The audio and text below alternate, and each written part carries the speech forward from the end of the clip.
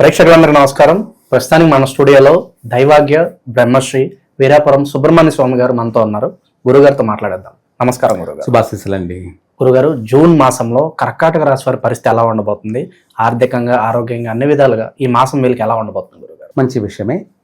కర్కాటక రాశి వారికి ఓవరాల్గా ఈ సంవత్సరం అంతా బాగున్నప్పటికీ, అంటే సంవత్సరం అంత మొత్తం మీద బాగున్నప్పటికీ ఈ జూన్ నెల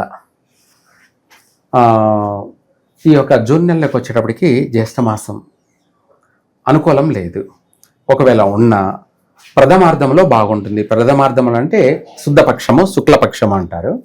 అంటే పౌర్ణమి, అమావాస్య తర్వాత మొదటి 15 రోజులు పౌర్ణమి వరకు బాగుంటుంది. అందులోనూ ఏ పనైనా సరే ఈ ప్రథమార్థంలో చేసుకోవచ్చు. గృహ ప్రయత్నాలు చేసుకునే వాళ్ళు చేయొచ్చు. పెళ్లి చూపులు చేసుకునే వాళ్ళు, అంటే మొదటిసారిగా ప్రయత్నాలు చేసేవాళ్ళు పెళ్లి చూపులు చూసుకోవచ్చు. లేదు ఏదైనా వ్యాపారం ప్రారంభం చేయాలనుకున్న వాళ్ళు ఈ పౌర్ణమి లోపలే నూతన వ్యాపారాలు ప్రారంభం చేసుకోవచ్చు, పర్వాలేదు. ఇవే కాకుండా ఉద్యోగ ప్రయత్నాలు చేసుకునేవాళ్ళు, లేదా ఇంకా ఇతరత్ర పనులు చేసుకునేవాళ్ళు ఏదైనా సరే ఈ జ్యేష్ఠ మాసంలో అమావాస్య అయిపోయిన తర్వాత ఆ పౌర్ణమి లోపం వరకు ఎటువంటి ప్రయత్నం చేసుకున్నా కలిసి వస్తుంది, సక్సెస్ అవుతారు. ఆ పౌర్ణమి తర్వాత ద్వితీయార్థం అంటారు. ప్రథమార్థం కాకుండా ద్వితీయార్థం. ఈ ద్వితీయార్థము అంటే ఏంటంటే పౌర్ణమి అయిపోయినాక అమావాస్య, కృష్ణపక్షము, బహుళపక్షము అంటారు. ఈ 15 రోజులు ఈ పక్షంలో వీళ్ళు ఏ పని చేసినా కూడా కలిసి రాదు, నష్టమే. అంటే నెలంతా బాగుందా అంటే లేదు. నెలలో ప్రథమార్థంలో మాత్రమే బాగుంది కర్కాటక రాశి వాళ్ళకి. ద్వితీయార్థంలో చాలా ఆటంకాలు ఉన్నాయి. చాలా ఆటంకాలు అంటే కొత్తగా వ్యాపారాలు ప్రారంభం చేశారనుకోండి, మొత్తం నష్టపోతారు.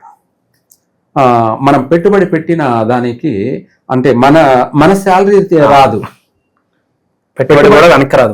పెట్టుబడి కాదు, మన శాలరీ మాయనన్నా, అంటే మనం మనుషులు పెట్టుకొని చేసా, మన శాలరీ మనం పని వాళ్ళని పెట్టుకొని చేసుకున్న వాళ్ళ శాలరీ కూడా రాదు.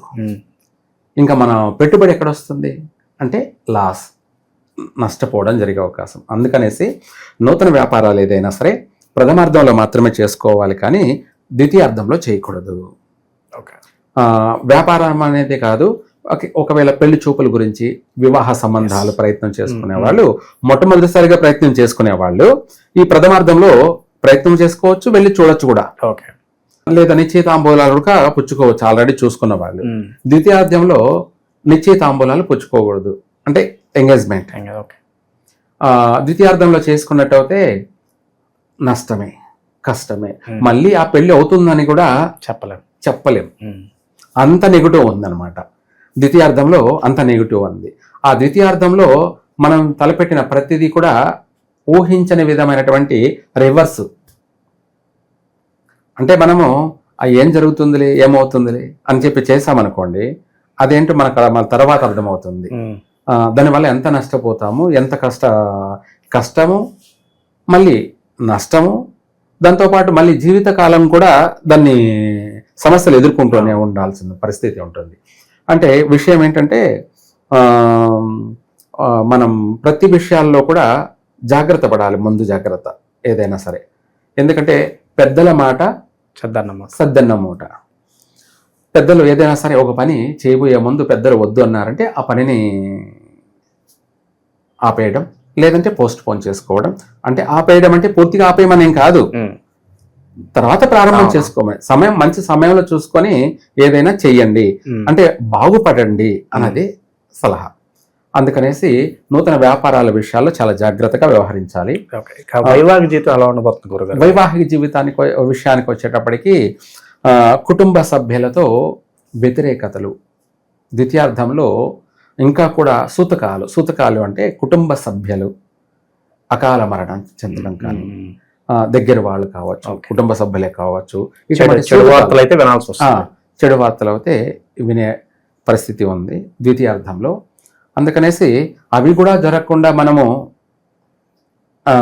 ఆ వార్తలు కూడా రాకుండా అందరూ బాగుండాలి అని కోరుకోవడం. దానికి సంబంధించి శనివారం శివునికి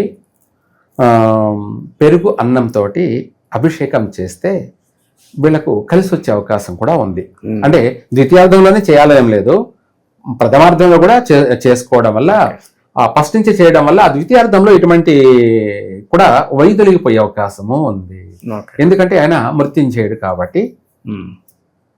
పెరుగు అన్నంతో అభిషేకం చేయడం వల్ల, ఎందుకు పెరుగు అన్నంతో అభిషేకం చేయడం అంటే మనము సుఖంగాను, సౌఖ్యంగాను, సంతోషంగాను, కుటుంబం అంతా కూడా ఆనందంగాను, 3 పువ్వులు 6 కాయల కుటుంబం అంతా కలిసి సంతోషంగా గడపడానికి ఉపయోగపడుతుంది ఈ చేసిన అభిషేకం.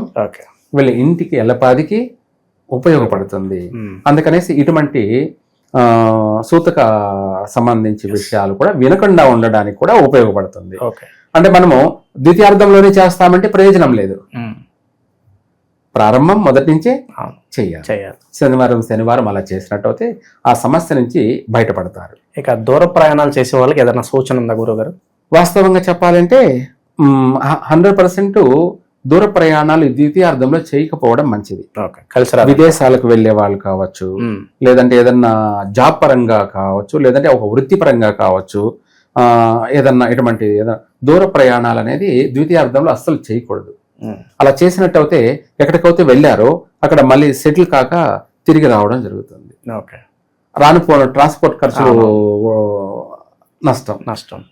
రెండవది, లేదంటే మనం పోయి తిరిగి వస్తే పర్వాలేదు, ఇంకా అంతకంటే పెద్ద నష్టాలు సమస్యలు కూడా ఎదురయ్యే అవకాశం ఉంది. మనం ఏదో అనుకుని వెళ్తే అక్కడ ఏదో జరిగిపోతుంది. అటువంటి సమస్యలు కూడా ఏదో జరిగిపోతుందంటే ఊహించినటువంటి సంఘటనలు జరిగే కూడా అవకాశాలు ఉన్నాయి. ఈ కర్కాటక రాశి వారికి జ్యేష్ఠ బహుళ పక్షములో కృష్ణపక్షము ద్వితీయార్థంలో ఎటువంటి పనులు చేయకపోవడం మంచిది. ఏదైనా సరే వివాహ ప్రయత్నాలు కావచ్చు, గృహ ప్రయత్నము కావచ్చు, లేదంటే పెళ్లి ప్రయత్నాలు కావచ్చు, వ్యాపార ప్రయత్నాలు కావచ్చు, ఇవేవైనా సరే మొదటి ప్రథమార్థంలో మాత్రమే చేసుకుంటే కలిసి వస్తుంది. ద్వితీయార్థంలో మాత్రం నష్టాలు, కుటుంబ సమస్యలు, కుటుంబ వ్యక్తులతో గొడవలు, పిల్లలతో కూడా అంటే పిల్లలతో కూడా ఇబ్బందులు, వాళ్ళు చెప్పిన మాట వినకపోవడం, లేదంటే వాళ్ళకు సంబంధించినటువంటి ఇబ్బందులు ఏదైనా ఎదుర్కోవడం, ఇటువంటి సమస్యలు అధికంగా ఉన్నాయి కర్కాటక రాశి వారికి. జ్యేష్ఠ బహుళ పక్షంలో బాగలేదు. గురుగారు, చాలా వరకు ప్రతికూల పరిస్థితులు ఉన్నాయి, మరి అనుకూలంగా మారాలంటే ఇవన్నీ కూడా వీళ్ళు ఎలాంటి పరిహారాలు పాటించాలి గురుగారు ఈ నెల? ఈ కర్కాటక రాశి వాళ్ళు శివుడికి మాత్రమే ఇందాక మనం చెప్పుకున్నట్టు మృత్యుంజయ హోమం అన్న జరిపించడం, లేదంటే మృత్యుంజయ మంత్రం అన్న పఠించడం, లేదంటే ఇవన్నీ ఎందుకు చేయలేమో అనుకునే వాళ్ళు ఏంటంటే శనివారము పెరుగు అన్నంతో అభిషేకం జరిపించడం, వాళ్ళే స్వయంగా దేవాలయానికి వెళ్ళి జరిపించినట్టయితే చాలా బాగుంటుంది. లేదంటే ఇంట్లోనే శివలింగాన్ని పెట్టుకొని ఇంట్లోనే దంపతులు కూర్చొని కూడా వాళ్ళు చేసుకోవచ్చు. అంటే చేత అయిన వాళ్ళు ఇంట్లోనే చేసుకోవచ్చు.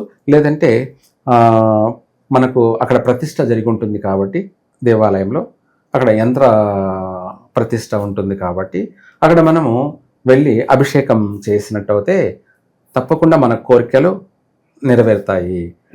కష్టాలన్నీ కూడా నెగిటివ్ అనేది ఎటువంటిదైనా కూడా వైదొలిగిపోతుంది. 100% మేజర్ సమస్యలు అయితే వైదొలిగిపోతాయి. చిన్న చిన్న సమస్యలు అనేది కామనే, పెద్ద సమస్యలన్నీ కూడా దూరం అయిపోతాయి. గురుగారు, విశేషంగా దానాలు ఏమైనా చేసుకుంటే మంచిది అంటారా వీళ్ళు? దానం అనేది 100% అత్యంత శుభప్రదమైనటువంటి దానము. అంటే ఏంటంటే మన కర్మని వదిలివేయడం.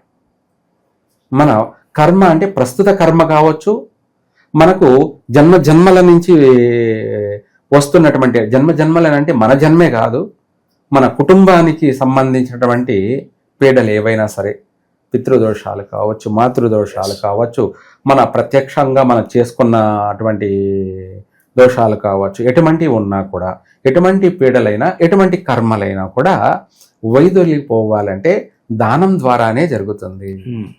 దానం ద్వారానే జరుగుతుంది. దానాలు అనేది ఏంటి అంటే మనకు 10 దానాలు. ఈ 10 దానాలలో కన్యాదానం కూడా ఒకటి. కన్యాదానం అంటే పిల్లనిచ్చి పెళ్లి చేయడం, కన్యాదానం. అందులో ఈ రాశి వాళ్ళకి ఈ ఈ జూన్ నెలలో ఇంకా కూడా చెప్పాలి అంటే మాసమంతా కూడా చేయొచ్చు, లేదా బహుళపక్షంలో ద్వితీయార్థంలో ఉప్పు లేదా తైలం ఈ రెండిట్లో ఏదైనా సరే దానం చేసినా వీళ్లకు కలిసి వస్తుంది. ఉప్పు దానం, దాన్ని లవణ దానం అంటారు. ఏమంటారు? లవణదానం. ఉప్పు దానం చేసిన కర్మలన్నీ వైదొలిగిపోతాయి. పితృకర్మలు కావచ్చు, ప్రస్తుత కర్మలు కావచ్చు, ఏవైనా కూడా. తైలం దానం చేసినట్టు అయితే అష్టదరిద్రాన్ని మనము ప్రక్షాళన చేసుకున్నట్టు అయితే ఇక్కడ తైలమైన 1.5 కిలో, ఉప్పు అయినా కూడా 1.5 కిలో, అంటే 5 పావులు అంటారు. ఈ 5 పావుల్ని ఉప్పు అయితే మాత్రం శనివారం రాహుకాల సమయంలో, అంటే 9-10:30 శనివారం. తైలమైనా కూడా అంతే, లేదంటే ఉదయం 6 నుంచి 7 లోపు, ఉదయం 6 గంటల నుండి 7 లోపు తైలం దానం ఇస్తే అప్పుడు శని సంచారం కాబట్టి వాళ్ళకు ఈ శనిపీడ వైదొలుగుతుంది. లేదు లవణ దానం అంటే ఉప్పు, ఇది 9-10:30 ఆ 1:30 గంట సమయంలో ఉప్పు గాని దానం చేస్తే సర్వసకల పీడలన్నీ కూడా వైదొలిగిపోతాయి. ఈ నెలలో అలా దానం చేసినట్టయితే చక్కగా కలిసి వస్తుంది. మన కర్మలన్నీ కూడా అవతల వాడికి సమర్పించేస్తాను. జూన్ నెలలో ఓవరాల్గా కర్కాటక రాశి వారికి ఏ విధంగా ఉండబోతుంది, ఎలాంటి జాగ్రత్తలు పాటించాలి, చాలా బాగా వివరించారు గురుగారు. ధన్యవాదాలు గురుగారు. సర్వే జన సుఖినో భవంతు.